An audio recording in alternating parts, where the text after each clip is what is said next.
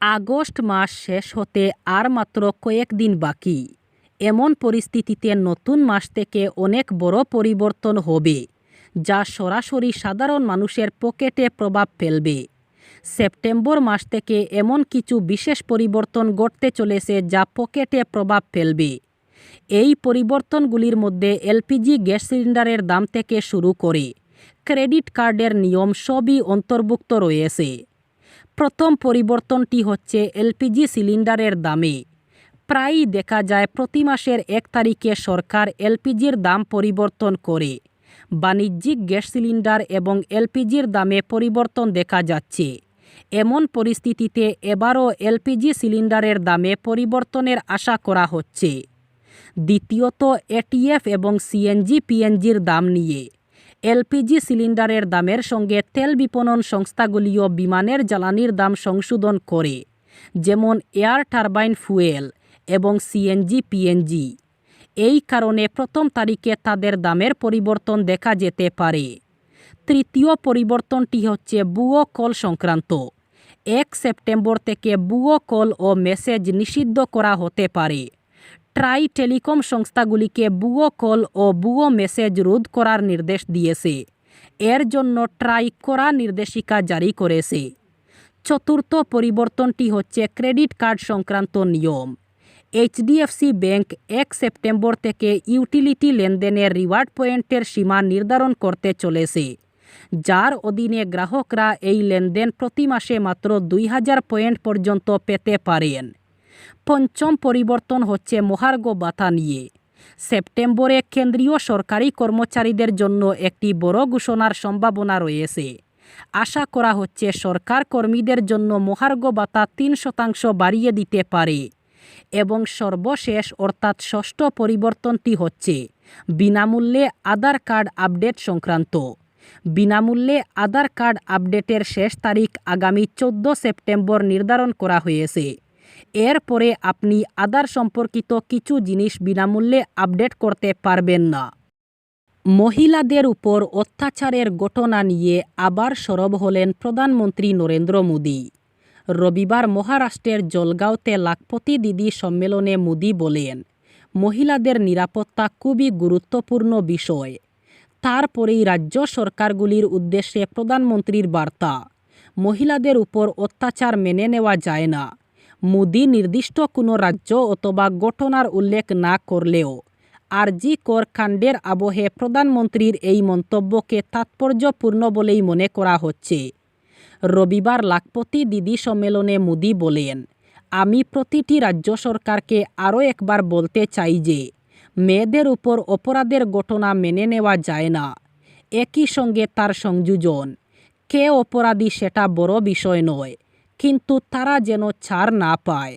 মোদী জানান, মহিলাদের উপর যারা অত্যাচার করছে তাদের শাস্তি নিশ্চিত করার জন্য আইন আরও কঠোর করছে কেন্দ্র। তলিয়ে গেল রেল ট্র্যাকের তলার মাটি, শূন্যে ঝুলছে রেল ট্র্যাক। মিজোরাম সহ হাইলাকান্দির একমাত্র রেল লাইনের কিল্লারবাগ গ্রামের অংশ রবিবার দলেশ্বরী নদীতে তলিয়ে গেল। দক্ষিণ হাইলাকান্দির কিল্লারবাগ গ্রামে দলেশ্বরী নদীতে আবার শুরু হলো ভাঙন। শনিবার সকালে কয়েকশো মিটার এলাকা জুড়ে নদীর তীরে ব্যাপক ধস নামে। আতঙ্কে ছিলেন ওই এলাকার বাসিন্দারা। উল্লেখ্য, কাটাখাল ভৈরবী রুটে গত 21 আগস্ট থেকে রেল চলাচল অনির্দিষ্টকালের জন্য বন্ধ রয়েছে। এই বর্ষায় দলেশ্বরী নদীর তীরবর্তী অঞ্চলের বহু এলাকায় ভাঙন দেখা দিয়েছে।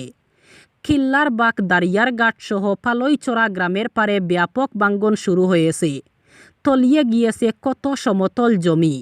এবার নদীর গর্ভে তলিয়ে গেল রেলপথও।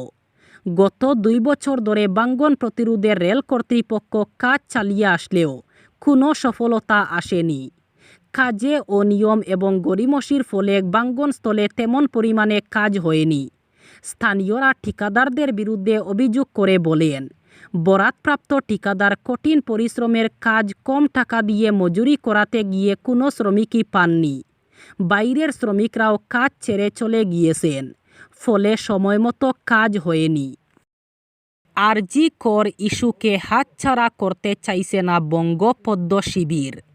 কলকাতা সহ পশ্চিমবঙ্গ জুড়ে পথ অবরোধ, দর্না থানা ঘেরাও। স্বাস্থ্য ভবন অভিযানের শেষে এবার আগামী কয়েকদিনের বিরাট কর্মসূচি ঘোষণা করল বিজেপি। দলের তরফে বিজেপির রাজ্য সভাপতি সুকান্ত মজুমদার ধর্না মঞ্চ থেকে এই ঘোষণা করেন। শ্যামবাজারে টানা 5 দিন ধর্না অবস্থান এবং স্বাস্থ্য ভবন অভিযানের পর কলকাতা সহ রাজ্য জুড়ে সমস্ত থানার সামনে বিক্ষোভ ও ঘেরাও কর্মসূচি পালন করে বিজেপি। আগামী দিনে আরজি কর ইস্যুতে কী হতে চলেছে রাজ্যের প্রধান বিরোধী দলের কর্মসূচি, তাও রবিবার স্পষ্ট করে দিলেন সুকান্ত। এই তালিকা অনুযায়ী আগামী 28শে আগস্ট আবার বঙ্গ বিজেপি শিবির ধর্নায় বসতে চলেছে। সুকান্ত মজুমদার জানান, পুলিশের কাছে অনুমতি চেয়েছেন, না দিলে আদালতে যাবেন। মহিলা কমিশনে তালা লাগানো হবে। আগামী 28শে আগস্ট বেলা 2টায় পালিত হবে এই কর্মসূচি। এরপরে আগামী 29 আগস্ট রাজ্য জুড়ে জেলাশাসকের কার্যালয়ে ঘেরাও কর্মসূচি পালিত হবে। আগামী 2 সেপ্টেম্বর ব্লকে ব্লকে অফিসারদের সামনে অবস্থান কর্মসূচি নেওয়া হয়েছে। এছাড়াও আগামী 4 সেপ্টেম্বর বেলা 11টা থেকে বেলা 12টা পর্যন্ত রাজ্য জুড়ে চাকা বন্ধের ডাক দিয়েছে বিজেপি। হাইলাকান্দি জেলায় তৃতীয় দফার বন্যার সামগ্রিক পরিস্থিতি অপরিবর্তিত। মূলত পূর্ব হাইলাকান্দির নিমাইচাঁদপুর, সামারিকুনা, বর হাইলাকান্দি, সোনাপুর, সুদর্শনপুর, কান্দিগ্রাম, বাঁশডোহর দ্বিতীয় খণ্ড, বন্দুকমারা ইত্যাদি এলাকার অনেকের গড়বাড়ি, শিক্ষা প্রতিষ্ঠান, ধান ক্ষেত ইত্যাদি এখনও জলের তলায়। ফলে ব্যাহত হচ্ছে জনজীবন।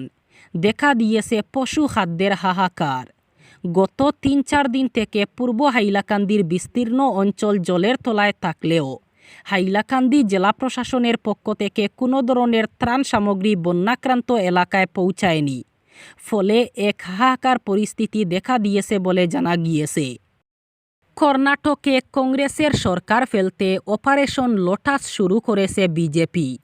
শাসক দলের বিধায়ক কিনতে 100 কোটি টাকার প্রস্তাব দেওয়া হয়েছে। এমনই বিস্ফোরক অভিযোগ তুলে রাজ্যের বিরোধী দলের বিরুদ্ধে সরব হলেন সে রাজ্যের কংগ্রেস বিধায়ক রবিকুমার গৌড়া। তবে ওই নেতার দাবি, সিদ্ধারামাইয়ার সরকার ফেলার ষড়যন্ত্র চললেও বিজেপির পাতা ফাঁদে এখনও পর্যন্ত কেউ পা রাখেননি। নির্বাচনে হারলেও টাকার জুড়ে ঘুরপথে ক্ষমতা দখলের নজির দেশে কম নেই। বিজেপি জমানায় এই পন্থার নামকরণ হয়েছে অপারেশন লোটাস।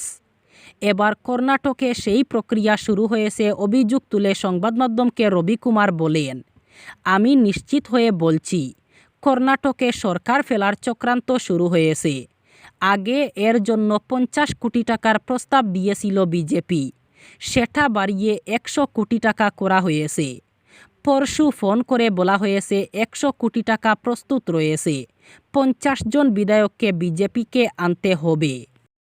বোর্ডের পরীক্ষায় পাশ করতে পারেনি 65 লক্ষ পড়ুয়া। 2023 সালের পরিসংখ্যান প্রকাশ করে এমন বিস্ফোরক রিপোর্ট পেশ করল কেন্দ্রীয় শিক্ষা মন্ত্রক। রিপোর্টে বলা হয়েছে বিভিন্ন রাজ্যের শিক্ষা বোর্ডগুলিতেই ফেল করার হার বেশি। পরিসংখ্যানে আরও উঠে এসেছে, সরকারি স্কুলগুলো থেকে মেয়েদের সাফল্যের হার অনেক বেশি। 2023 সালের পরিসংখ্যান নিয়ে রিপোর্ট পেশ করে শিক্ষা মন্ত্রক। দেশ জুড়ে মোট 59টি বোর্ডের তথ্যের ভিত্তিতে তৈরি হয়েছে এই রিপোর্ট। তার মধ্যে 56টি রাজ্য পরিচালিত, বাকি 3টি সর্বভারতীয় বোর্ডের তথ্য নিয়ে পেশ হয়েছে রিপোর্ট। সেখানে দেখা যাচ্ছে সরকারি স্কুল থেকে দ্বাদশ শ্রেণীর পরীক্ষার্থীদের মধ্যে ছাত্রীদের সংখ্যা অনেক বেশি, কিন্তু বেসরকারি স্কুলে ছবিটা উল্টো। সরকারি স্কুলে পড়া ছাত্রীদের সাফল্য ছাত্রদের তুলনায় অনেক বেশি। শিক্ষা মন্ত্রকের এক শীর্ষ আধিকারিক জানান, 2023 সালে দশম শ্রেণীর পরীক্ষায় ফেল করে 33 লক্ষ পড়ুয়া। তার মধ্যে 5.5 লক্ষ পরীক্ষায় বসেনি, বাকিরা পরীক্ষা দিলেও পাশ করতে পারেনি। অন্যদিকে দ্বাদশ শ্রেণীর পরীক্ষায় ফেল করে 32 লক্ষ পড়ুয়া।